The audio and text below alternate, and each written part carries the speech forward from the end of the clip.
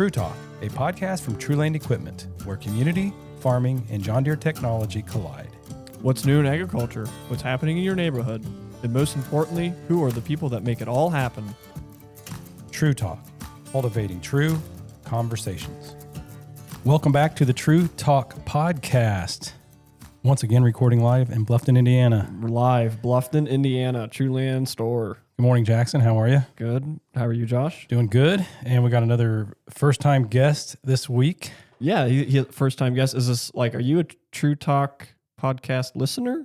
Hopefully big-time fan, right?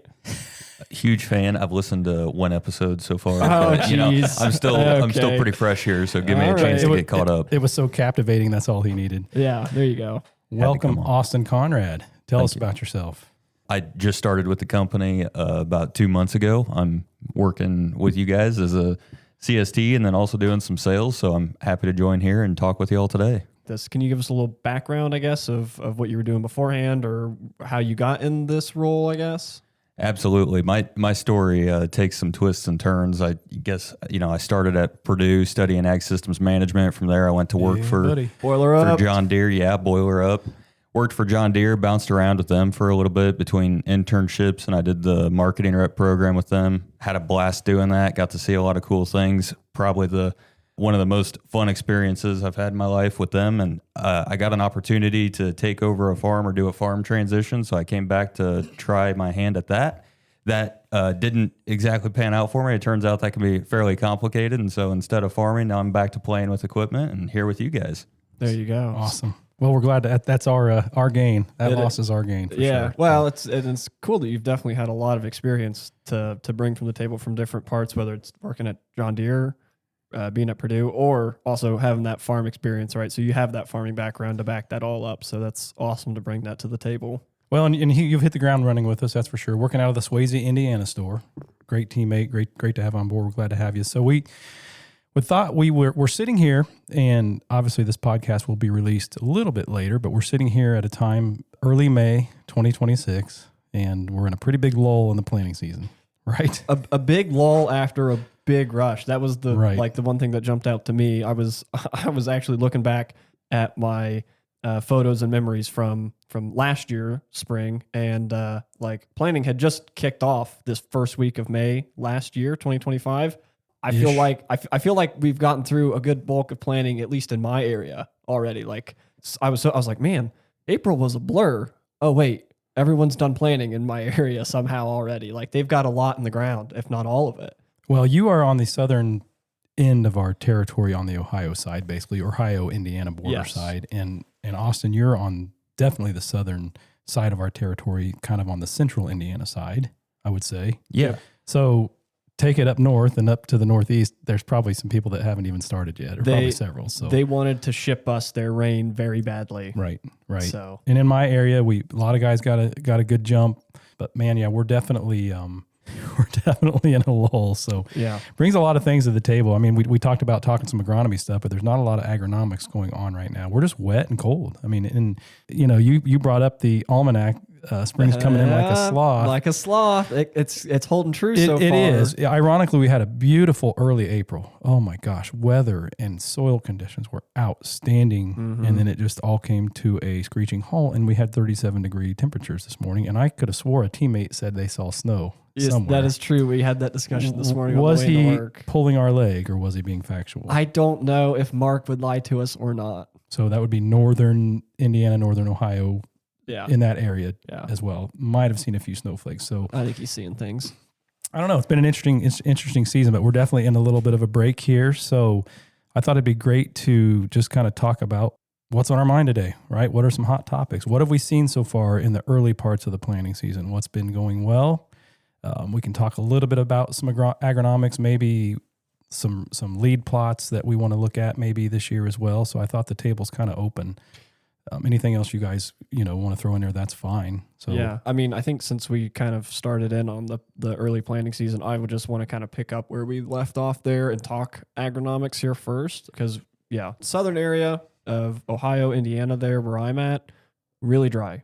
Gotten there, like Josh said, really good conditions. It actually, towards the end, before we got some rain, turned off almost too dry. Like we were trying to get seeds down below 2 inches to get moisture, type of thing. And then, like you said, it was warm. Soil conditions were great, but then it turned off cold. What is that effect going to have? Because we talked in a previous podcast about not just the planting conditions that day, but that window of time following that.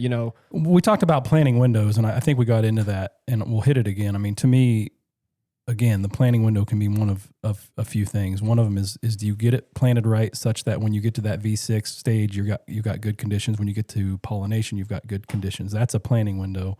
And again, what I said last time is, planting in good soil conditions is a planting window in my mind. When the soil conditions are as good as they are, you want to plant. And a lot of guys wanted to plant, and I don't blame them. And a plant planted in good conditions can weather a lot of stuff. Yeah, and I think the window that we did have for the most part was pretty good, because it didn't just turn off like instantly the next day. We had a stretch where it was we had 10 days of temperatures for the seed to establish itself, right? We really did. So you're going to ask the subjective question, what's this weather we're having right now? What's it going to do to our... super subjective. Well, and that, like the weather we're having right now, and also because in certain areas, I think mostly across the territory, we've had at some point either a frost or almost a freeze. That's right. And so what kind of effect is that going to have? Because we could have cool temperatures, 50 degrees is one thing, but freezing below freezing during nighttime is... What kind of effect is that going to have? You know what? And I want Austin to chime in too. I'm at the point at this stage in my career, we've had frost scares almost every year or every other year. And the reality is, I think the fear is far worse than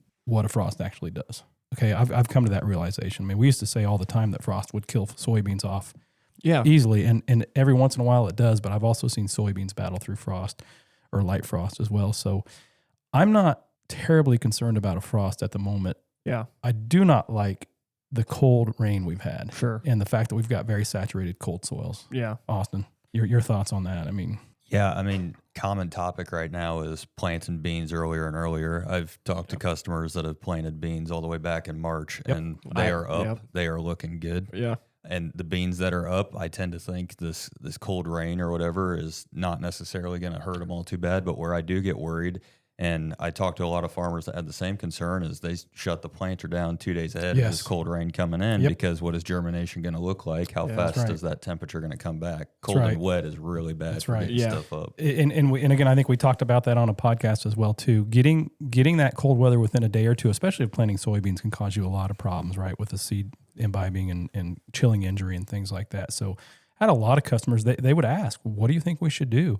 Mm-hmm. Should we shut down? I said, if you're okay with shutting down, do it. Well, we've made a lot of progress in 10 days. Back off. Yeah, and exactly. That's the thing, right? Like people are, even if they're only like a quarter of the way done at this point, they're more or less ahead of schedule in my mind. So yeah, taking a pause and waiting for better conditions, that's no problem. It's hard to stop sometimes. Once you get going, it's like, you're hammering down. You don't want to pull back. I always tell customers that. Once you guys start your planters, it's hard to get you to stop. But it's funny how every year there's always a planting date every year that, man, if we just hadn't planted on this day, if we'd have known, because it got hard rain and we had, we had emergency. My favorite response to those statements are, if I would have known, I wouldn't be here right now, because I would have been a millionaire, because I would have played the lottery and won. That's right. And so you wouldn't be having this conversation with me, right? But if the forecast would be more accurate, I could do a much better job. Oh, gosh. Yeah, right. The fact that customers are thinking that nowadays, I like that they've actually learned, hey, let's look a couple days out. Yeah. Let's not be afraid to shut down. It's brilliant move. And you know what? We're sitting here now. We've got a lot of crops in the ground. We've got some guys that haven't even started. We do have a very cold, wet situation, and there's not much we can do about it. No. Other than just wait it out. Just wait it out. But yeah, I'm with you. The stuff that's not emerged yet, it's concerning. They say you never want a plant to have a bad day. The stuff that's up's going to have a couple bad days. Sure. It'll be all right. I mean, I'm convinced they'll be okay. But the stuff that's not up yet, that's where we're worried. Yeah. So you would say, we have some customers, some farmers south of the Coldwater store, kind of that Dark County area. They have stuff that's definitely up. We have that freeze, I think frost that's potentially coming in. Not negligible, maybe not negligible, but not a super big concern if it hits that plant. It's not going to fry it. It's not going to kill it. It's going to be fine. Maybe set it back a little bit, but the fact that it's up and early outweighs that damage that it would potentially come across. Or is it a toss up? Yeah, it's a toss up. Okay. You and I both know, and Austin, you can say this too. The guys, if it turned off warm next week and everybody planted, that stuff would be up and moving so fast it would probably catch up. So I think it's toss up. I mean, it really is. Then we're worried about the condition of those plants moving forward and the resulting weather forecast and hitting those windows again, like we talked about. So bottom line is, can't do anything about the weather. Yeah. We're sitting here. If we have some fields that need to be replanted, so be it. We'll deal with that when the time comes. I always tell guys, get everything else done, circle back, and address that. That and see what happens. So we're okay. Yeah, we're okay. It's just interesting to talk about weather, isn't it? It's different every year. Yeah, well, there's always something to talk about when it comes to weather. The only other thing I had as far as that early planting goes, I wonder. I don't know if this is even a legitimate question. It just crossed my mind, and I love asking you because you're an agronomist and I'm not. Is there any merit to adjusting populations earlier in the season, or do you just plant that same population you were going to plan on planting regardless? We talked about this on the way up, Austin, didn't we? Stay with the plan, right? Really and truly, don't change varieties, don't change even soybeans. I mean, obviously you probably don't want to drop a 4.0 in the ground in the middle of May. I get that, a 4.0 soybean, but I always tell guys, just stay with the plan. Yeah. It's amazing to me. It's almost like the world knows how to adjust when you have a late spring. They give us that grace in the fall. You notice that? Yeah. Very rarely do we have that early fall frost when we're in this situation that just kills us. I mean, it's hard to want to change the plan when you still don't know what those future months are going to look like. And if you did know if it was going to be a dry summer or a wet summer or how many heat units you were going to actually have for potential, you could probably do a better job of adjusting those rates. But it kind of all washes out depending on what you're trying to adjust that rate for, depending on how the season goes. To me, it's when you get really close to June 1, that's when you want to start making changes. That's kind of my rule of thumb. Yeah. Like you said, it seems like it almost balanced itself out. It does. It used to take, well, and you think about it, it used to take, most guys can get planting done if they really hammer down 2 weeks, give or take. Yeah. How long did it used to? It used to take longer, right? It used to, we talk about how we have such a shorter planting window. And I mean, we do for like the maximum yields, right? But we used to just plant, and then when we were done, and that was it. And everything still came out fine at the end of the day. So we're covering more acres, we're covering with faster equipment, bigger equipment, more efficient equipment. But again, I truly believe, I think it was 2019 when we didn't get in the fields basically till June 1. Does that sound right? I'm just sure it was 2019. And you mean 2025? Well, 2025 too. But there was some of that. My corn got planted on June 1 last year. Things worked out actually pretty well. As you do approach June 1, do you start moving to a longer season or shorter season variety in your view? On soybeans or corn? Corn. Earlier, for sure. Earlier. Sure. But I don't mean, it doesn't mean 90-day corn. I mean, if you got 115-day corn, maybe back it off to 108, or 100, 102, 103. There's some really good early corn hybrids out there. But I think you get into June 1, that's when I start pulling back on my maturities a little bit. But we're not there yet. The reality is I think we may be out until middle of the month, the way things look. But I think we're going to have a good window to get everything knocked out from that point forward. So we will see what happens, right? Positive. Yeah. Positive. The other thing I had agronomic related was talking about planter settings. Josh, I called on you yesterday. I was out digging in a field with a customer. And again, I'm not the agronomic expert, so I like getting a second opinion on things. And what are the things to look at when you're planting in the field that day, checking your seed depth, checking your pressure, checking this, or also if you're coming back and trying to identify an issue, you see an issue and you're trying to identify it. Great things to look for, right? Yeah, great question. And I know we kind of talked about that yesterday. If you have an issue, and I think this stems from an issue that you had to visit the field because of an issue, maybe a couple rows weren't emerging as well. Yeah. So we talked about, again, I think we talked about downforce in our first agronomy update. So again, did we have consistent seed depth? That was the first thing we talked about. We ruled that out. Did we have any row starter misapplication that could have caused some salt burn? We talked about that. Did we have too much downforce to where we didn't get the seed trench closed correctly and we had air pockets around the seed? Those are the things to me. I mean, if we preach and preach and preach about good planter settings when we're in the field the first time, right? Getting that downforce dialed in. We know we can maintain, again, spacing and things like that by maintaining our planter in the right way. Sometimes it's really, really hard to diagnose a problem if we wait too long. Agreed. And I think it was probably that case because it was 2 weeks after and corn was coming up and it rained and it was hard to tell. But you convinced me very much that your seeding depth was consistent. That would have been my first go-to is did we have enough downforce to get that consistent seeding depth? And we obviously did. So then we start looking at did we not get it closed right? Did we have a row starter misapplication where we had some salt burn? That would have made sense, right? Because it was dry when you planted, but now we've had a lot of rain that could wash those salts away, so we could have had some recovery.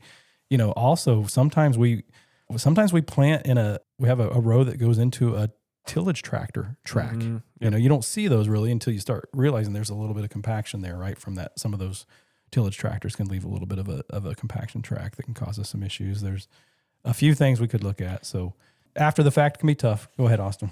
On that same note, as corny as it sounds to say, I think I've got to make the plug for the model year 27 planter updates where it's going to start helping manage some of that stuff. Furrow Vision is going to get more capabilities as they move towards a new layer of downforce automation. You make a great point with that one tire track or these higher fidelity compaction lines that we can start highlighting where rows can be smart by themselves. Nice. There's a lot of other technologies to manage these things closer and more actively because once we get in that seat, we get it set, and we get rolling, do we actually stop and check as much as we should? Do those changes throughout the day? What does Furrow Vision do for us? You hit the nail on the head. That's exactly what I was going to point out was the fact that, we were kind of quizzing the operator and saying, well, what was the conditions like when you were planting? And he just didn't really know because he never truly got out and checked. Yeah. Austin, you probably know just as well as everyone else.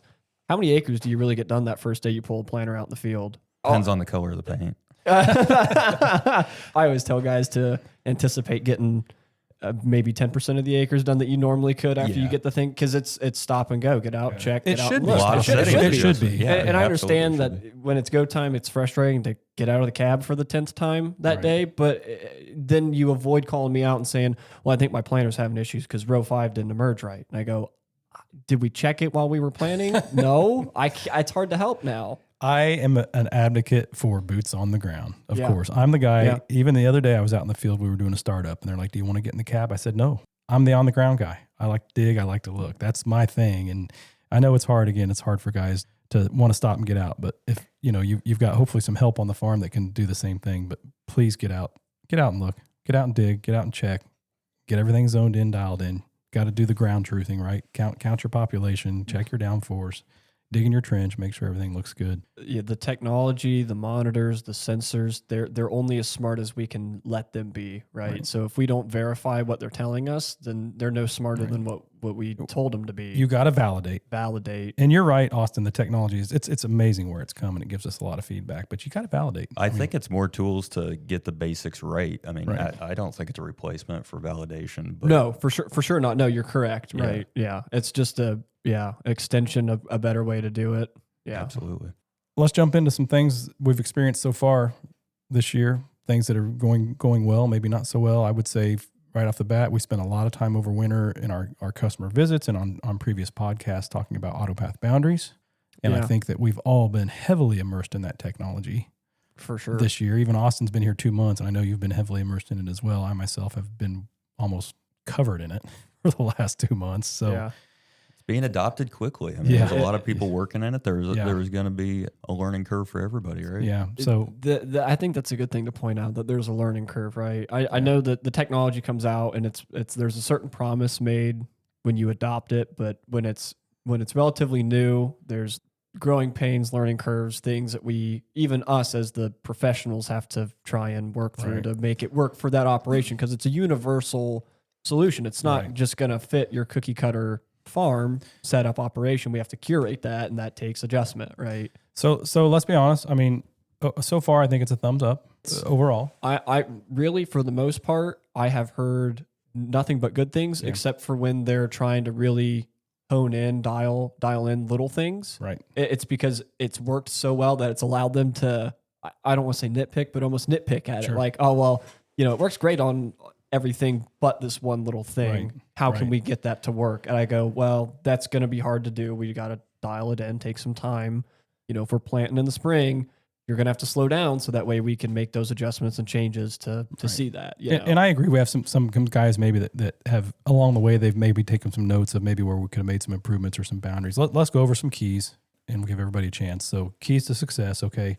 Autopath boundaries. Boundaries are very, very important. Sharp edges. Got to have sharp corners. Quality, sharp corners, as little jaggedy, straight sides as possible.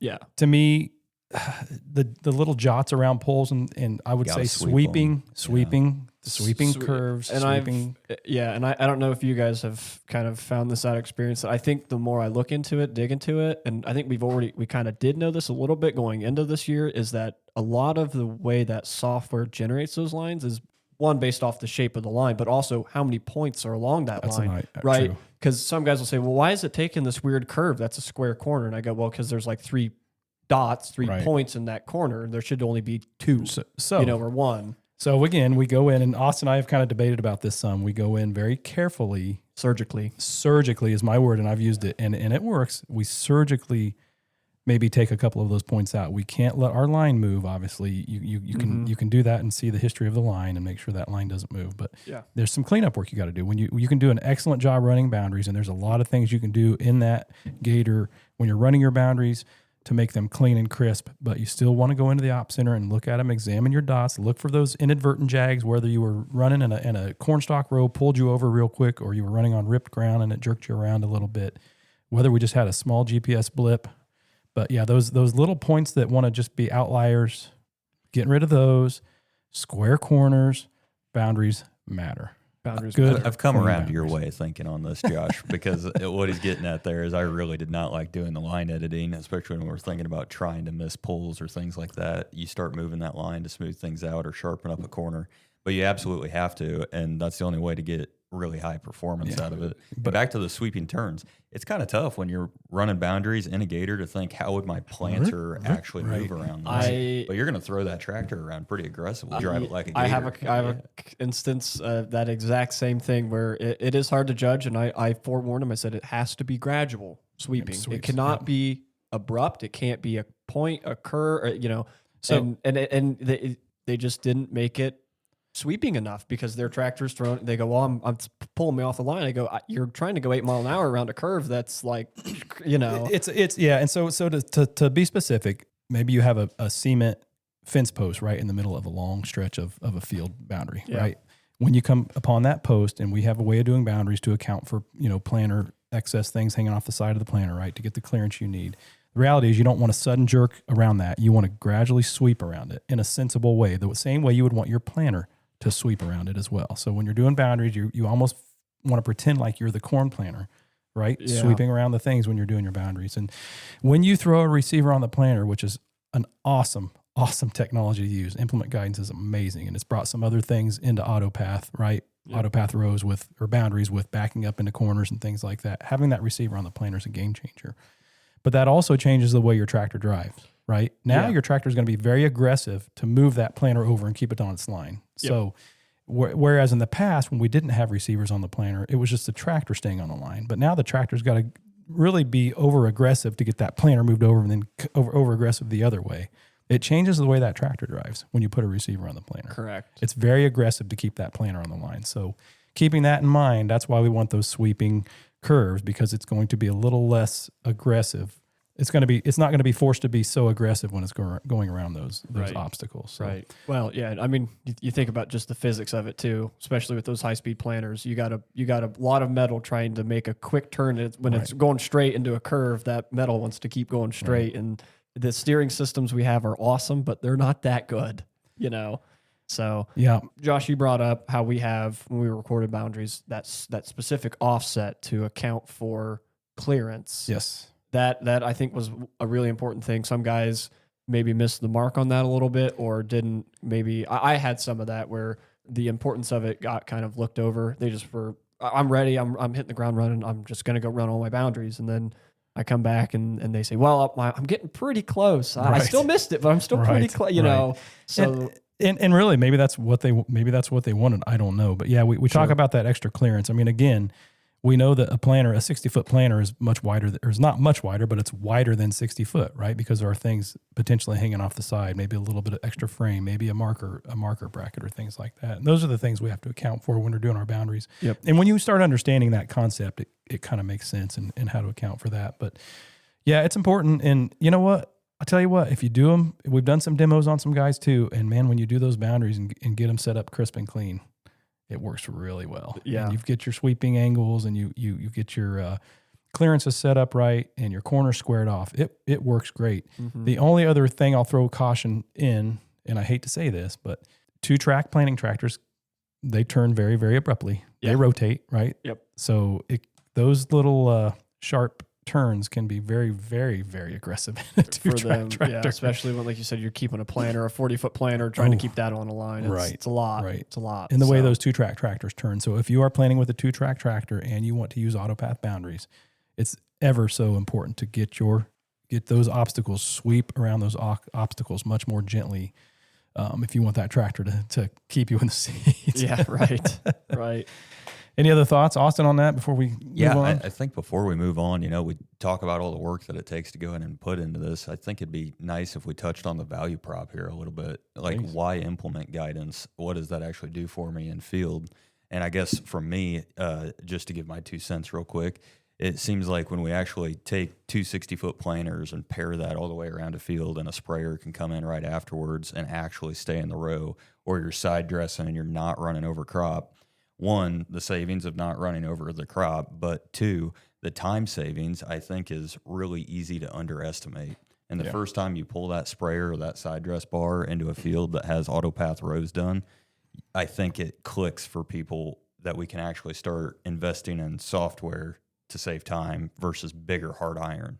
Yeah. That's going to be an interesting conversation moving forward. I agree. I love it. Yeah. So we're talking about that guest row being consistently, 30 inches or whatever across the whole field. And to me, a receiver on the planter is a game changer. Once you have one and understand the value that brings, you never want to take it off. But I agree with you wholeheartedly. And I guess I'm glad you brought that up too as well. Just side dressing behind something that had a receiver on it is a breeze. Right, when you're using AutoPath and using AutoPath rows for side dress. And we've also talked about the fact that AutoPath boundaries has been good enough that some guys are even using it instead of AutoPath rows to do their in-crop stuff. I think I've heard of a couple organizations, operations that have done it or are going to try and do it from start to finish, planting to harvest, with AutoPath boundaries the whole way through. And I've been kind of trying to push some of my guys to do that too, especially the ones that historically have maybe had some issues or not been as happy with the performance of the AutoPath rows. Right. They go, well, it gave me a weird pathing that I normally wouldn't do. And I go, it happens. It's software. It doesn't think the same way you do.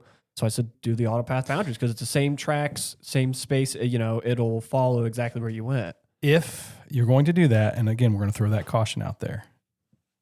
You must have that receiver on the planter. We must know where those rows are, right? You must follow the AutoPath boundaries plan to a T. Yeah. Because your sprayer is going to do what your planter should have done. And the guys that maybe bounced in and out of AutoPath boundaries or maybe turned it off once in a while, that there's not the predictability when you do that. Correct. You have to stay with the plan. You have to have that receiver on the planter. Obviously, you want to make sure your measurements are spot on. It seems like you almost need to know if that boundary is already dialed in or not. And it brings up an interesting point when you're starting somebody out with AutoPath. Do you start them out with rows or do you start them out with boundaries? Because, you can get that repeatability once the boundary is dialed in and you know that it's going to be correct. And it does almost make rows look obsolete. It does. No, you make a good point. It does. And I think they figured out, and they being Deere, that rows was... It's good. Rows is great. When you've got a 60-foot planter or 60-foot side dresser, rows are great. AutoPath rows are fantastic. Yeah. Ask a side dresser. They don't have to touch that steering wheel.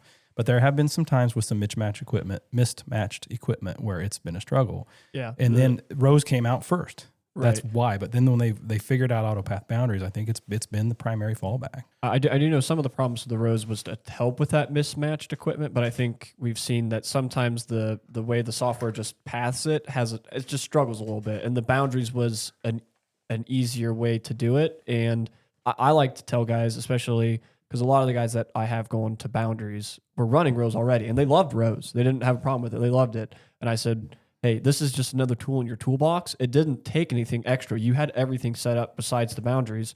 now you got the best of both worlds. Maybe there's a situation after planning where you ran autopath boundaries that you want to run autopath rows for whatever reason it is, and it works well. So they can pivot between those two as they need to throughout the season, I think, or find that one way works better than the other. That for me is yet to be seen. I don't know if you guys have more or less pushed guys all one way or the other or not. No, I'm with you. I think there's a mixture. Yeah. I do for some guys. I mean, again, I think we're finding out if the boundaries are good and they stuck with the plan and everything was set right with the implement guidance and the measurements were right, that autopath boundaries should be able to carry you throughout the season. Agreed. But autopath rows still has a place in some operations. Yeah. Mm-hmm. Yep. Okay, good stuff. Moving on, we've kind of talked a little bit about agronomy, and I wanted to at least kind of jump into lead research for 2026. You got any cool things cooking this year, this season, Josh? Well, I mean, we're getting started. So my goal as we set out this year was to hit See and Spray hard, and we'll get into See and Spray a little bit heavy with Austin.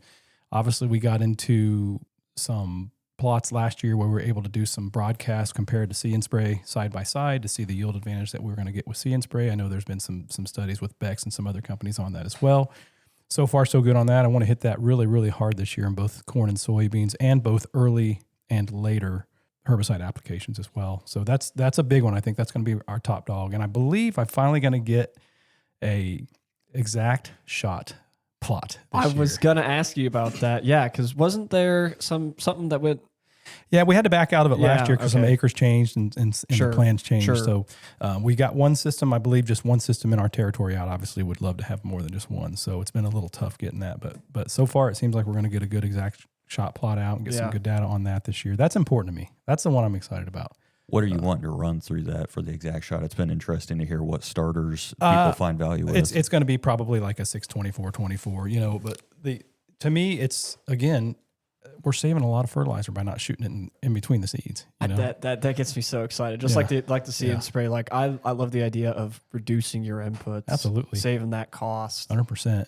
And, there's such a small window, Austin, you'll agree with this, hopefully, in that in-furrow feeding window is very, very small, with the plants, right? There's a very small feeding window in that in-furrow where we hand those roots off to the 2x2, right? And then we hand them off to the soil nutrients, soil applied nutrients. So to me, it just makes a lot of sense to limit waste on that. So we look at 1x rate, 2x rate, 0, full stream, and do some yield comparisons on those. So do you see ways to potentially increase performance with that instead of just looking at it as a savings number? I've talked to a few folks that have wanted to, increase the concentration of P specifically if you can keep it right around the seed. Yeah. But you're always trying not to burn it, so it gets to be somewhat complicated. Yeah, and I mean, usually we don't have a big issue with P burning seed, but you know what?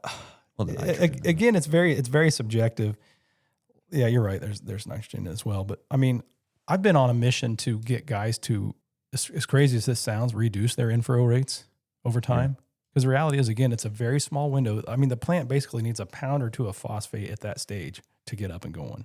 And usually we're putting on a lot more than that. And because of our systems, we've had to, because we don't have systems that can meter out a half a gallon or a gallon. Yeah. So I've been on the mission to get guys to pull those rates maybe back to, instead of 5 gallon the acre, let's put on 3 gallon the acre, or even 2, 2.5. So to me, it kind of fits in with that. But yeah, I mean, I think there are guys that are putting on a 9 gallon total rate, and they're going to basically put on a third of that with exact shot. So pick your poison, right? To each is their own, I guess. I mean, I've been on a little bit on the lower end, but also we're talking about adding other things in, right? Trace elements and biologicals and things like that. And there's a lot of expense. We can all get carried away with our additives and row starters and foliars and things like that. Yeah. So having a system where we can actually cut down and only put the product on where the plant is, or in a small band close to that seed, maybe that allows us to add more, right? And get that performance up in a way you're saying, So I know it can be pretty subjective. I love fertilizers. I love row starters. I'm a big fan of all those. I love biologicals. Yeah. Biologicals are subjective as well. They have their place. That's for sure. But again, having this technology is going to allow us to do a lot of things without breaking the checkbook. Right. Fair enough. So hopefully looking forward to that plot. And then obviously I love to do some nitrogen plots and maybe some variable rate nitrogen versus flat rate. Obviously we do seeding populations every year, and they're the most inconclusive thing in the world. I don't, again, I'm not an agronomist, but that seems to be one of the most, cause I go out to, we got to so many different operations and I see seeding rates from, it's like soybeans, like 130,000 all the way up to 180,000. And I'm like, that is a wild difference, and I know that the soil's different, their programs are different, but it's like you said, inconsistent. It seems like sometimes. I want to get Austin's opinion on it because I have mine too. But the reason we do population plots because they're easy, they're fun. There's an economic value. There's a return on investment value on those. So, what have you seen? Like, what's your opinion on corn or soybeans? It seems to me that the rule of thumb in our specific area is if you're able to hit 80,000+ on a final stand, soybeans, you're going to be close to your top end yield potential. And planter performance does play into this. Sure. If you're running an air seeder, you do need higher rates. Right. Yeah. If you're running ExactEmerge on a 1795, that's actually a tool to help pull your seeding rates. Right. It's one of the only meters that can truly lay a picket fence with soybeans at those high rates. Singulate. That's a good point or that's a good thought to point out, I guess, because some people probably. But the germ rate's not as high on soybeans, right? So usually in the low 90s, low 90s, low to mid 90s at best. So and I'm with you. I was so excited about the prospect of singulating soybeans like that and low pops, and it's taken a little bit of time for guys to invest in the ExactEmerge bean planters, and we're starting to see a little bit of a surge in that, I believe. But no, we have as a whole, I think our industry has worked to get seeding rates down. To me, variable rate seeding in soybeans is about, hey, we want to get the rates up a little bit on those clays, right? We know we need a little bit more plants. We want to push the height a little bit. And then we obviously can back it off on the dark ground. And there's a seed savings aspect of that, right? Yeah. Seed is expensive. Yeah. And the reality is we have some of the high yield bean guys have been planting lower pops. Like you said, 80,000 final stand is we would have never said that, 15 years ago. Yeah. But if that's enough, especially if you got a bushy bean. So I'm with you. I like it. I like where we're going there. To me, on soybeans, it's kind of twofold. Let's make sure we're getting those rougher rolling clay soils. Let's make sure we're getting some plants out there. We got to have a few more plants out there, and let's see what we can save on seed savings in ground that's not, that's a little bit better. I think in the same vein, it might be important to start looking at depths relative to soybeans too. Okay. How do you think about depth when you're placing your soybeans? I probably would prefer to plant them a little deeper than most. I think that guys are afraid to, when we're planting early, we want to get them up quick because we're afraid we might get into the situation we're in right now, which is very cold and wet, and we want to get them out of the ground and didn't want to have that crust. But I tend to believe that we want to push them 1.25 inches, 1.5 inches depth fairly consistently. I'm a big believer in that. I think any plant that gets planted at that sweet spot for corn, it's 2 inches, maybe just a hair more. That plant is rooted better, it's anchored better. I think it's a healthier, more stable plant. What do you think? I totally agree with that. From data I've seen both at like PFR at Beck's and then also when I worked for the lead network at John Deere, we did a lot of depth studies, largely because they just also released the capability to vary your depth on the go. And so those studies were looking at what conditions can we look at to vary that depth, but it also highlighted the fact that planting deeper does give you, I would say it was almost a hedge of sorts, and following moisture is always important. Sure. So corn being over 2 and beans over 1.5 inches, typically 1. But there were shallow cases that 1, 2 in different soil types and conditions. Right. I mean, I shouldn't say intuitively got that right because, we do farm at home, but it seems like it's always a fight with Grandpa because he always wants to put him in shallower. Super shallow. Because he just wants him to pop right up. I go, Grandpa, there's no moisture there. You have to, I'm like, my rule of thumb is like, how deep? Well, until there's some moisture or it hits moisture. Because if you plant it even, shallow and there's no moisture and you're not going to get rain, then it won't come up either way. So right? the top bean growers I've worked with have been in that, what we talked about, that 1.5 inches. So if you were planting beans, Austin, right now, what would you plant them at depth wise? That's a 2-part question. That's part one. Answer that. Yeah, I think it does depend to me on temperature and moisture a little bit. I am not afraid to plant at 1.5 inches, 1.75 inches on soybeans if that's what it takes to get to moisture. So now that we're in a high moisture scenario, it's a little different. But how shallow would you go?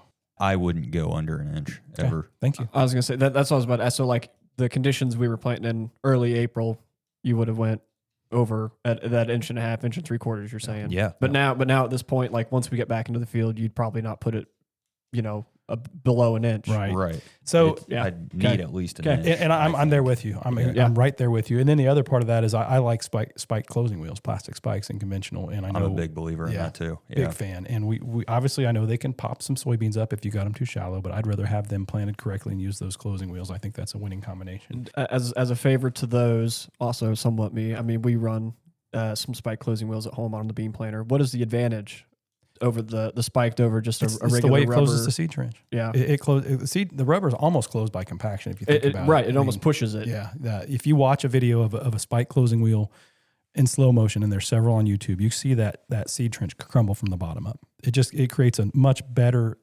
environment around the seed. Fluffs the soil around the seed. Well, it puts the soil around. It puts moist soil around the seed. It gives you a little bit of sidewall destruction too, which I like. I mean, to me, they work great. So.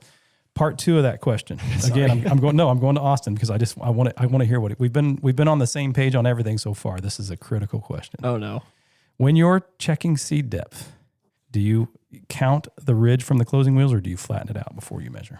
So I try to take my hand and I go flat across where the soil actually is on each side. Across the furrow. Not including the ridge from the closing wheel. I want it to be actual ground. Air high five. High five. Yeah.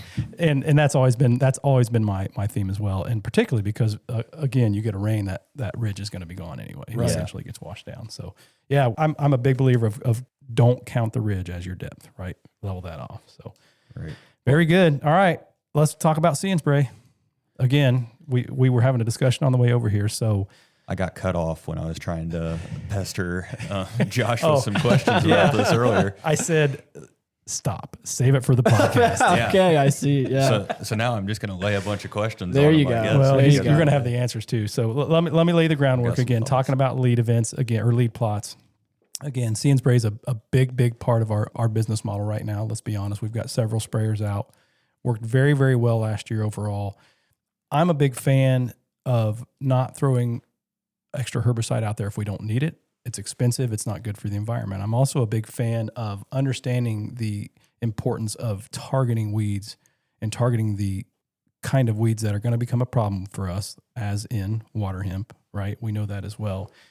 And looking forward and down the road to the option of possibly bringing some chemistry back into the program, I think that See and Spray is going to allow us to get a heavier focus on maybe some of these dicamas and things that were shunned, but now that we're target applying and not just laying herbicides out over an entire field, I think it's going to open up some opportunities for us to get some better weed control down the road to be sustainable. Is that a good word? I think See and Spray is an element of sustainability. Agreed. So Austin, go with it, man.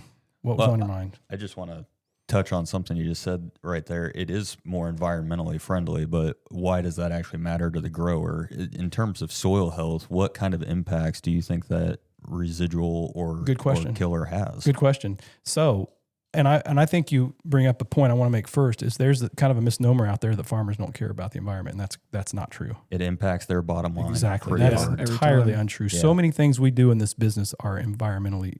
We have to take care of our environment. We know that environment is our livelihood, right? The soil environment is our livelihood. So I want to lay that out there first and foremost. So absolutely, we're talking about soil biology and soil health. There's been such a big push for soil biology over the last few years. Think about that. It's a poison. It's an important poison. It kills weeds, but it's also hard on plants. Yeah. It's also can be hard on people. You and I, when we're handling herbicides, what do we want to wear? Gloves, protective. Why?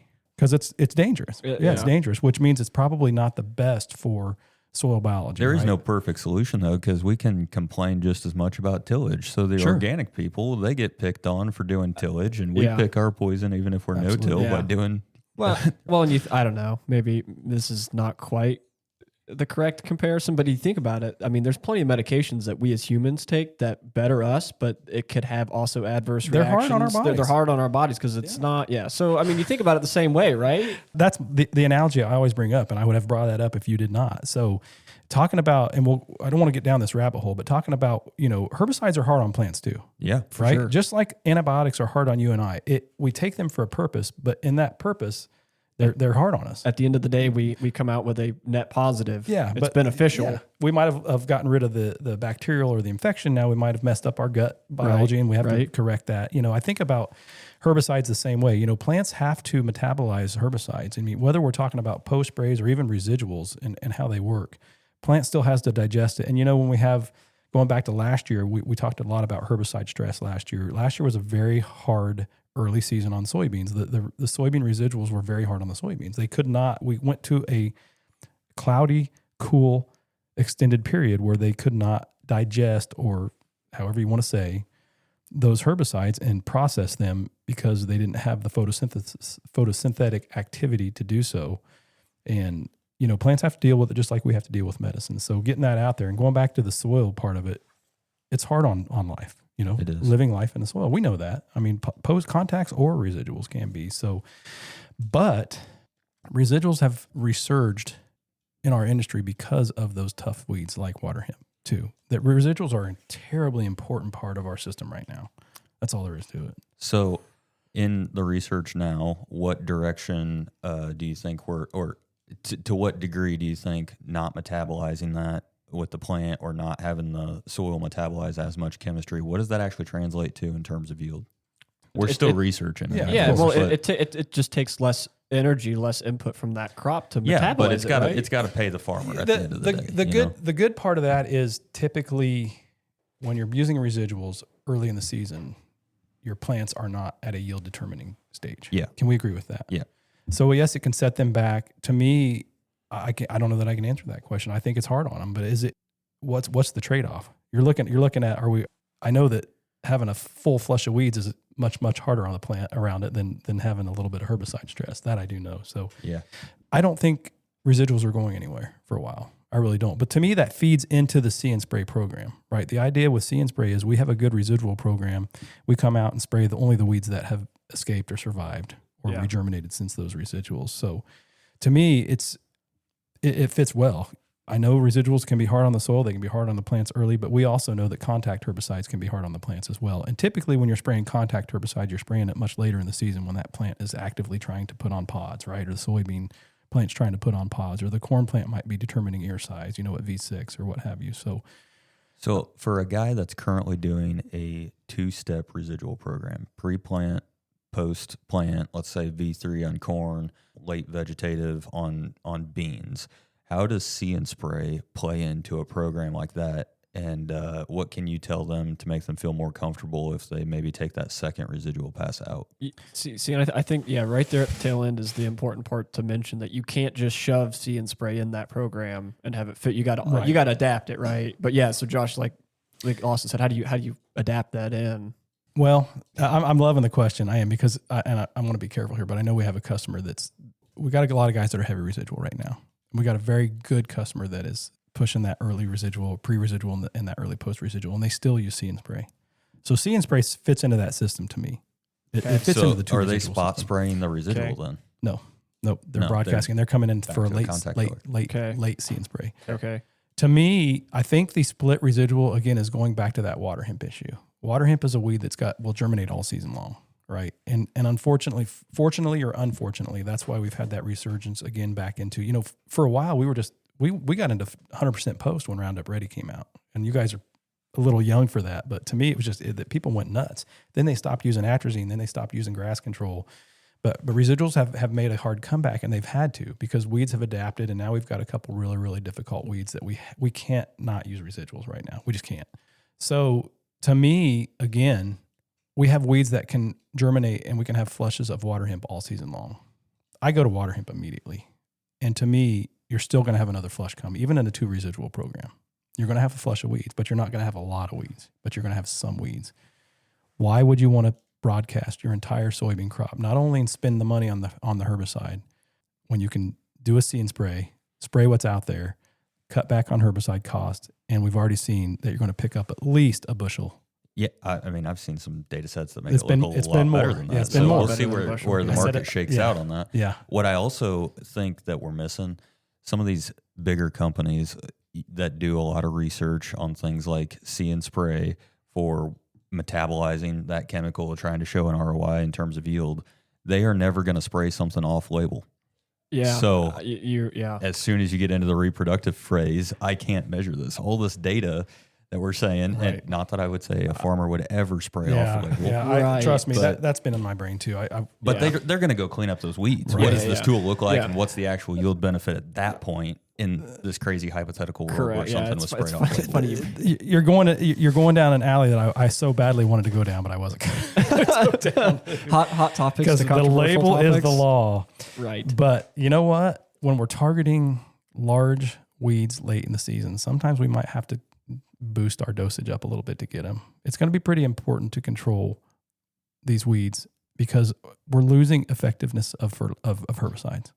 Okay. There's some monster weeds that are they're just shrugging off certain I mean, herbicides. we Josh and I saw that last year. I mean, I'm sure Josh has always seen it, but I got out with Josh looking at a field, and it was pretty bad. Yeah, and it was water hemp. Yeah, go figure. It's a hard one to kill, so we want to come at them aggressively, but we don't want to spray the whole field if we don't have to. So speaking of that, and kind of going back to that, we talked about the label is the law and how See and Spray could potentially change certain programs or allow other chemicals become mainstay. Do you think that after See and Spray gets proven, we develop it so much that maybe chemical labels will change so that we can spray at those phases? Because I am very hopeful that when we show that we can use this technology effectively and responsibly, that they're going to be open up some labels, open up some parts of the season maybe where they're going to allow us to spray that they normally wouldn't have allowed us to spray. Right. And some things that they wouldn't have allowed us to spray as well. Yeah, those harsher chemicals. Fair enough. Yeah. Makes sense? I think there's going to be relabeling with different rates, and I think that there's going to be new chemistries that come online to match with a technology program like this. And there may be a section in the label for targeted applications. Right, exactly. I'm hopeful. That's what I've been hopeful for. So great conversation. Again, going back to the yield test that we talked about, we were able to get a couple out last year, and I was very clear to our staff and our sales staff that we saw about 1.2 bushel gain in soybeans. That's on the low end, but it was sprayed early, and it was a fairly safe chemistry that was sprayed. I was ecstatic. That was an $11 gain. Or no, more than that, probably about a $13 or $14 gain. Yeah. I know the studies show more. So this year, my hope is to go later in the season and to be able to look at different types of chemistry and see if we can't find some more of those top end bushels. But what did the weed final stand count look like? Nothing. It was clean. Yeah. The technology is super impressive, right? Yeah. Okay.